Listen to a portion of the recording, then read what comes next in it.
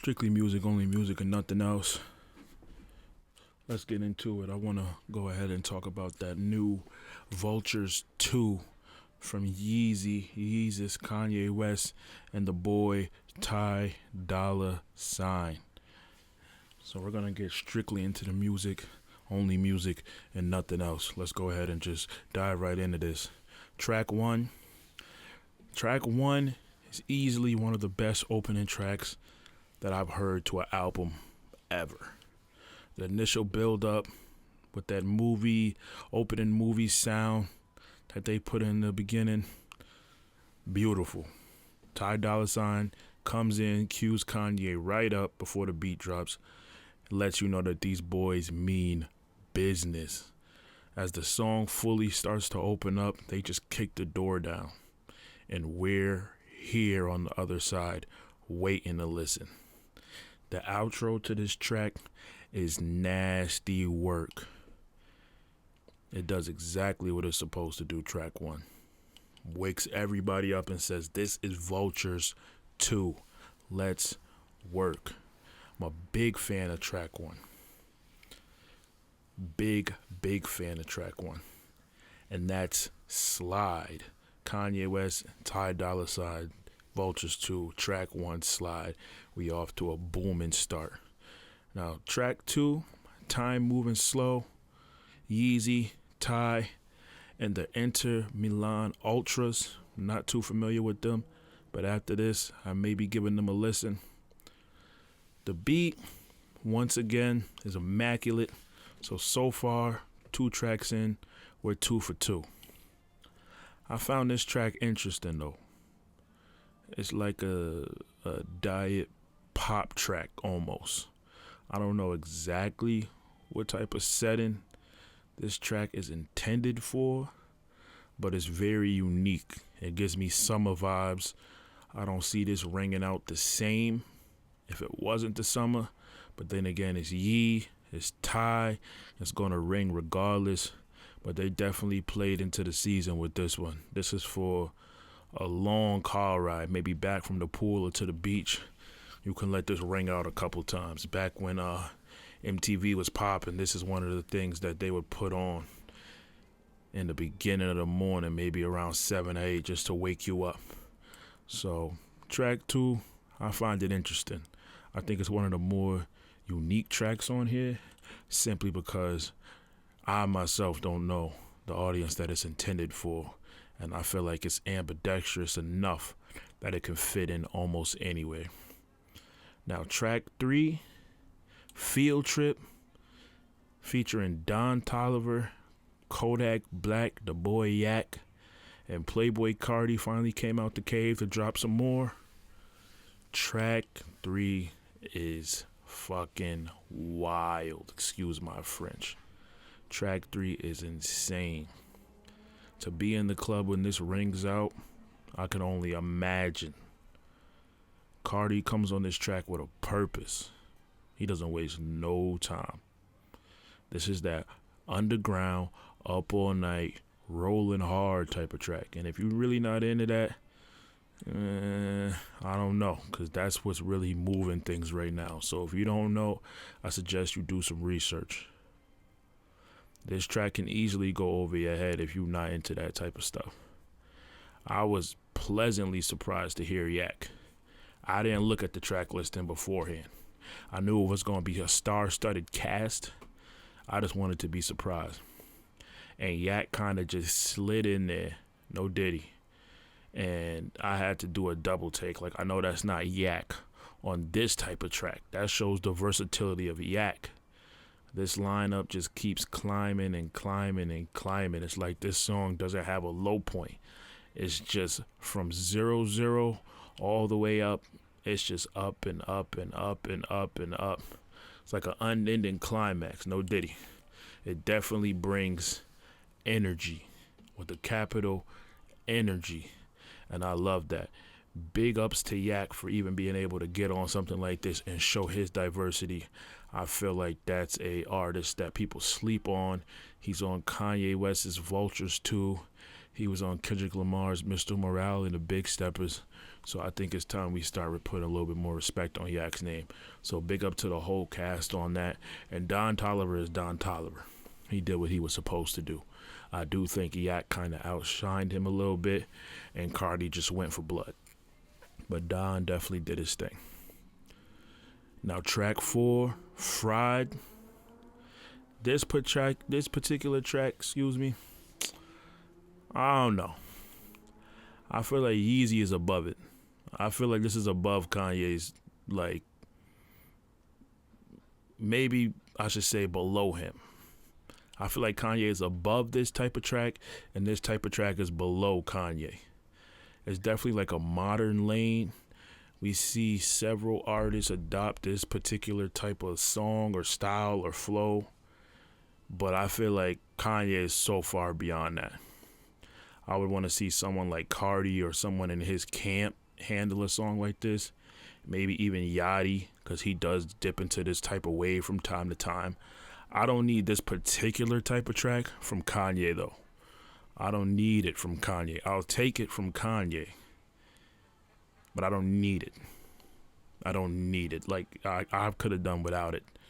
I think it's a very, very modern, and it's kind of like a homage to the modern scene. It shows like, hey, I'm still plugged in, but I don't necessarily need you to be plugged in when you're at the caliber and the ilk that Kanye is on. Give this to Cardi, give it to someone in Cardi's camp, give it to Yachty, give it to someone else. So I didn't need it. That being said, once again, the beat is good. 4 tracks in, the beats are almost 4 for 4. Definitely, I think this is one of the weaker beats out of the 4, but it's still phenomenal. I just didn't need it from Ye, but I'll take it. I think it's still a good track. Track 5, Isabella. Quick little Kanye skit. Give me those mother effing shoes. Girl comes in and says, you better buy me them shoes, and she cuts off. So if you know anything about Kanye, you know he throws a little stuff like that in there from time to time. Now track 6, Promotion, featuring Future Hendrix, The Wizard, and you know Future's been smoking hot. I don't think there's a time where Future's not hot. Once he comes out and decides to drop, he's the talk of the town every time. He's very talented. Ty Dolla, Future, Kanye, Clash of the Titans. I don't even know who comes out on top on this particular track, and that's saying a lot, considering that when Future usually gets on someone's track, from the Drakes to the Kanyes, he's done a song with Kanye before on his collab album with ATL Jacob, the one that had I Will Wait For You on there with Tim's. Future usually commands a track when he gets on it. Doesn't really matter who's on it. He's just that dominant of a presence, and he has that much of an affliction for making hits. But on this particular track, I honestly don't know who came out on top. If someone said Future, I would agree. If someone said Kanye, I would agree. If someone said Ty Dolla $ign, I would agree. Ty Dolla $ign, in my opinion, before the Vultures series, I would say he's punching above his weight class when you put him next to these guys. But on tracks like this, where everyone's turning the volume all the way up on a genuine hit, Ty Dolla $ign is holding his weight. He's saying, I'm supposed to be here. Regardless of what people may believe, I'm supposed to be here. He did that on Vultures 1, and now he's showing the same energy on Vultures 2. This lineup just works, and I didn't even know that I needed Ty Dolla $ign and Futures. But I do. After this, I do. I want more of them two. Kanye could take a break. Give me more Future and Ty. That dynamic, I like that a lot. Now track 7, Husband. I'm not a huge fan of track 7, Husband. I feel like that could have definitely took a back seat. It's definitely one of the weaker tracks on here, if not the weakest track on here. If it needed to be on here, I'd rather just get it out the way. I feel like that track should have been a bit earlier because it doesn't really stand the test of time to some of the tracks that came before it. Track 3, Field Trip, track 6, Promotion, track 1, Slide, and then we kind of have that,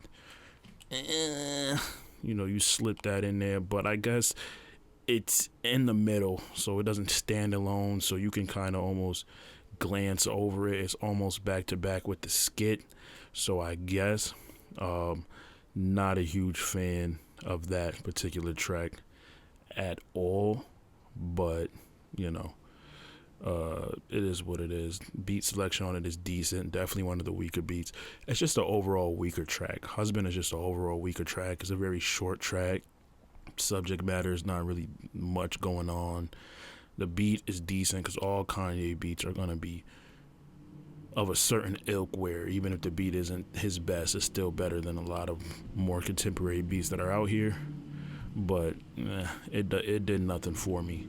It definitely kind of took the wind out of my sails a little bit in terms of what's going on with this particular project. Track 8, Lifestyle, featuring Lil Wayne. Now, Lifestyle, husband lost me, but Lifestyle brought me right back in. The beat on this is ridiculous.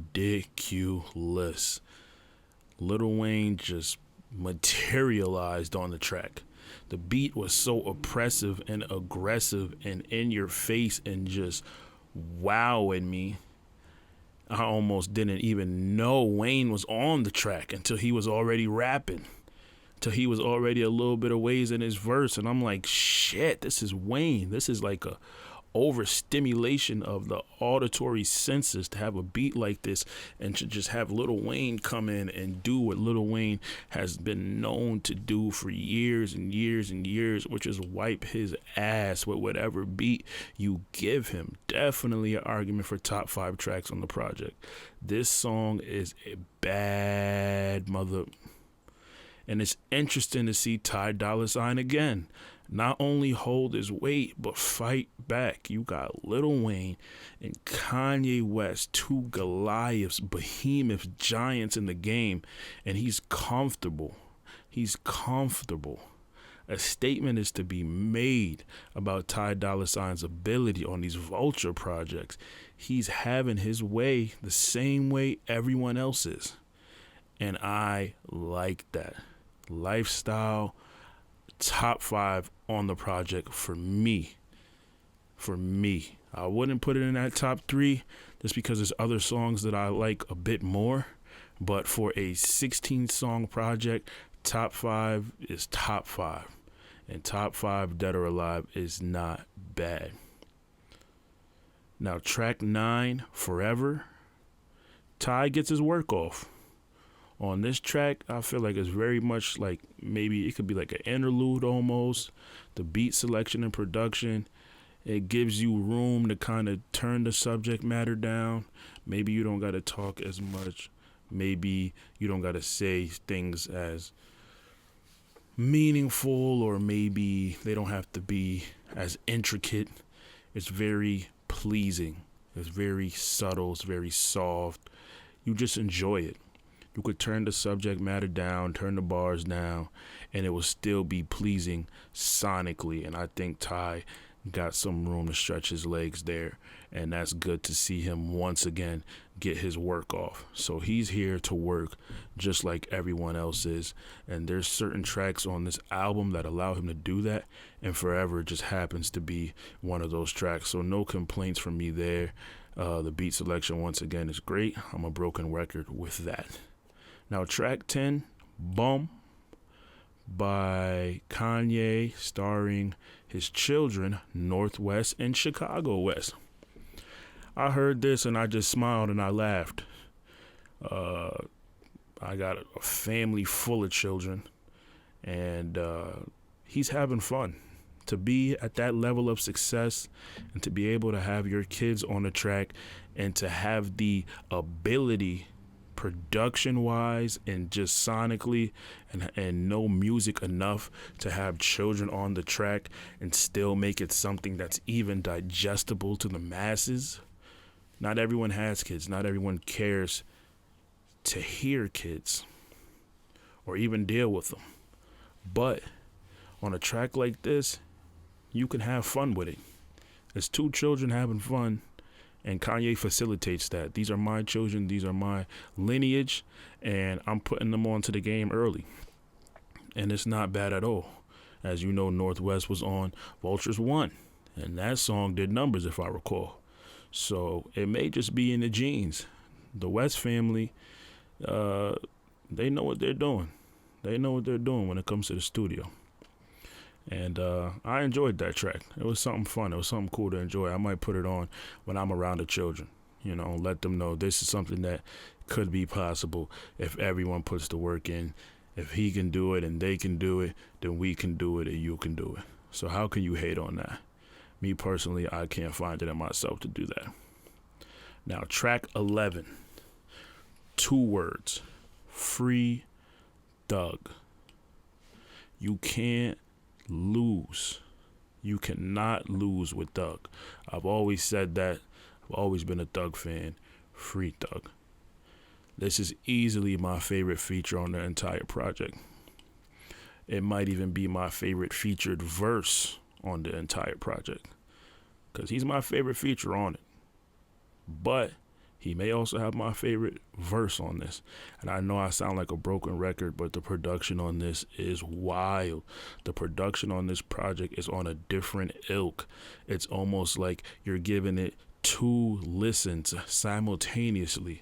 The beat and the intricacies of the production, and then the lyrics and the subject matter. Or you can reverse it and say the subject matter and the lyrics, and then the beat and the production, but it overloads you because the beat and the production and the selection of artists and the combination of how they work together, it is a lot to deal with, on top of listening to what they're saying and try to understand the message they're getting across.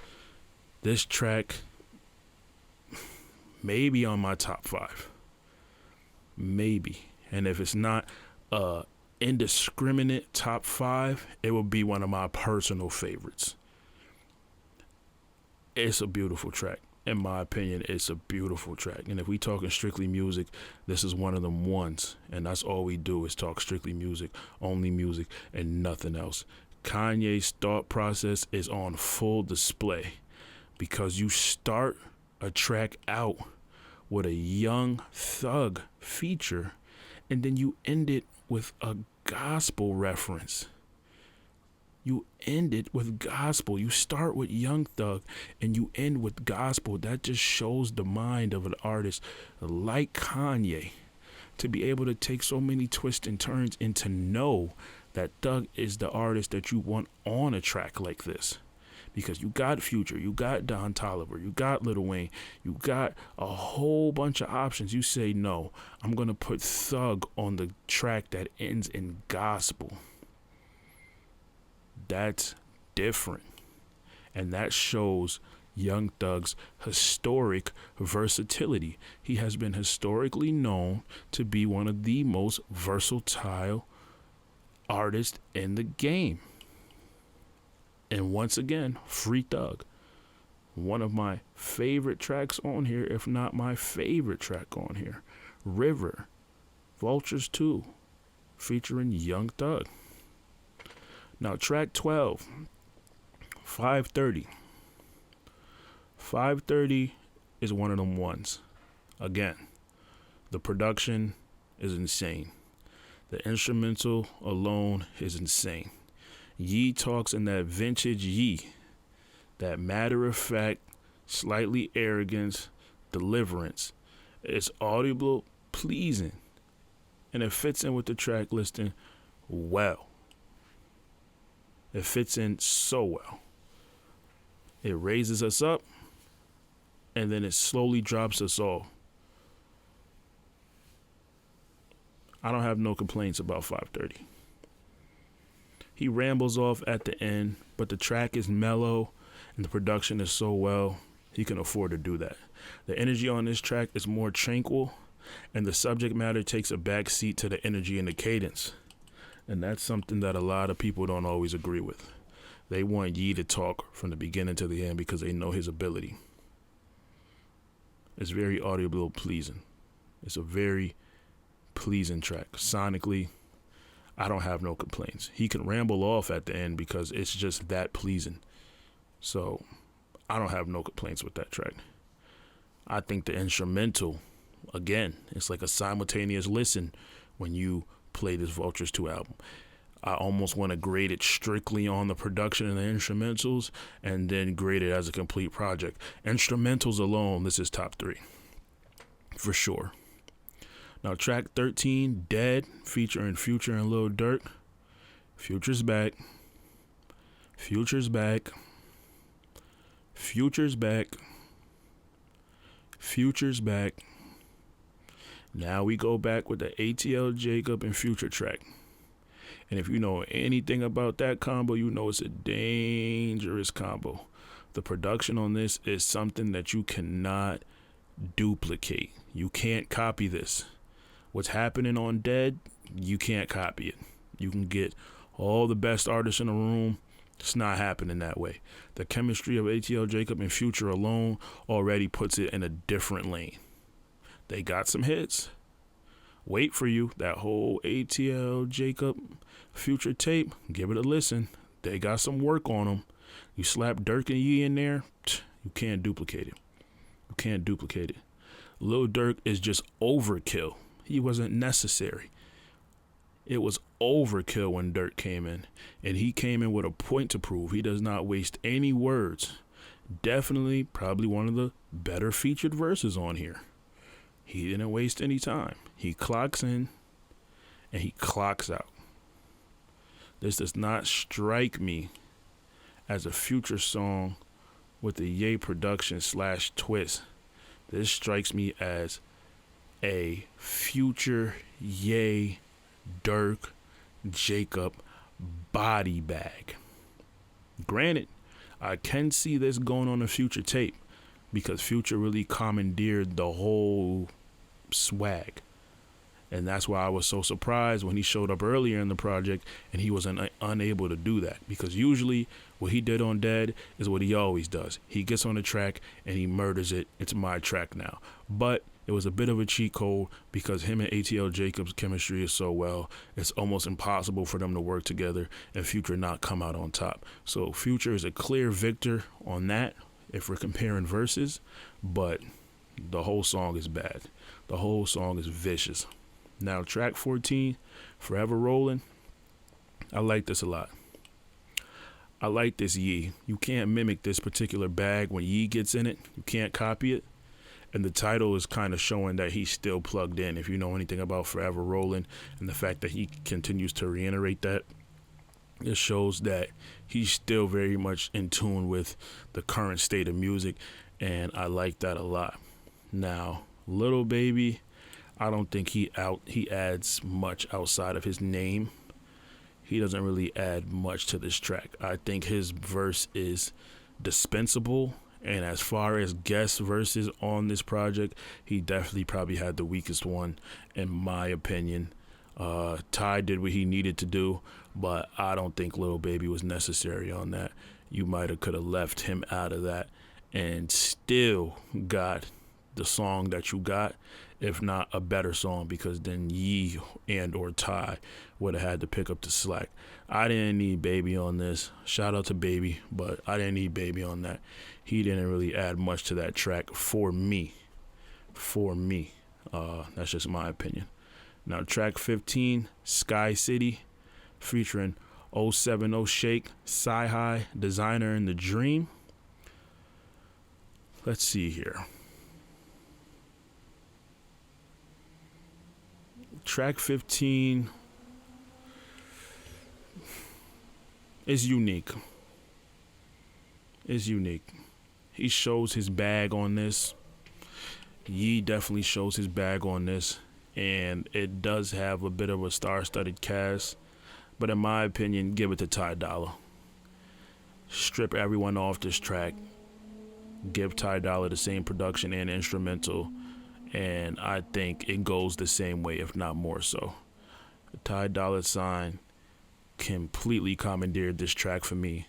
It's an otherworldly beat, I want to say top 5, but I'm getting so convoluted with the top 5s because every beat is so aggressive. I almost want Vultures 2 to be stripped completely naked with just instrumentals, and I would still give it a listen. And I'm sure they'll do that because they're aware that the production on this is so vicious. I'm sure that they'll supply us with an instrumental version because this is nasty. These beats is nasty. And track 15, it follows the trend of being nasty. And Ty Dolla $ign toward this track a new asshole. Ty Dolla $ign toward this track a new asshole. I am thoroughly impressed with Ty Dolla $ign's performance on this track. And I'm thoroughly impressed with his performance overall throughout the entirety of this project. Now, track 16, My Soul. This track is beautiful. The open air on this track, gorgeous. I will be revisiting this title, My Soul. The overall feel of this track is perfect. I would love to have this track exclusively for Ye.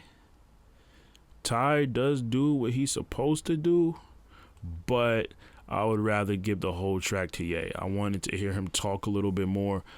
I do feel like that was a bit lacking. This was a very production heavy, vibe heavy, energy type, vibe type.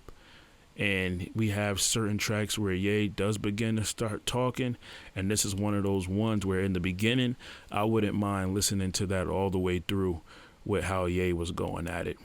So I definitely would like to see this exclusively for Ye. He could take the entire track for himself, and I think I would enjoy it more. Not to say that Ty Dolla $ign ain't do what he was supposed to do. Leave him or take him off. I vote take him off, go straight Ye. But he definitely did what he was supposed to do. So if you say leave him on, I can't argue. The beat switch was decent, but I didn't need it. I didn't need that beat switch. It was a good song. There was a brief moment in the beginning where I felt like the track can be something else when the beat was what it originally was and it was just Ye talking. I thought the track was going in a completely different way. Then Ty came on and the beat switch and a couple other things happened that kind of took away from the track for me. I feel like the track had the potential to be like a 9 or a 10, and I felt like it dropped down to like a 7. Sometimes when you got it, you got it. You can think past the problem, and I feel like with that particular track, give it to Ye, let him talk, don't switch the beat up, and, you know, I think you got a different song. I think it's in a different conversation. But overall, this is a 16-track project, and I thoroughly enjoyed it. There's at least 4 songs that I will be revisiting frequently as we ride this summer out and get ready for the fall. Vultures 2, I give it a 8 out of 10, maybe a 7.8. But I almost want to grade it on 2 fronts. I almost want to grade the production and the instrumentals and the cadence and the flow and the vibes of it. Then I want to grade it as a whole. If we're going straight instrumentals and production, this album is damn near a 10. Damn near. These beats are ridiculous, insane. The lineup on this album is insane. The only critique that I have is that the subject matter was lacking, but the energy picked it up. But it's Kanye. We do want to hear that vintage Kanye. He gave us a teaser here and there, but it left us longing a little bit more. We want to hear you talk a little bit more. We want to hear you get in that bag a little bit more. So I definitely can agree with that. But there's too many features, there's too many vibes, and the energy on this track is just too sonically pleasing for me to drop it below a 7.8 minimum, bare minimum. And if we're grading it strictly on instrumentals, this is probably one of the best tracks, best albums, best projects that has come out in 2024 if we're grading it strictly on the production / instrumental side. So Vultures 2, overall, I enjoyed it. Big ups to Ty, big ups to Kanye. Strictly music, only music and nothing else. Go get that. Vultures 2.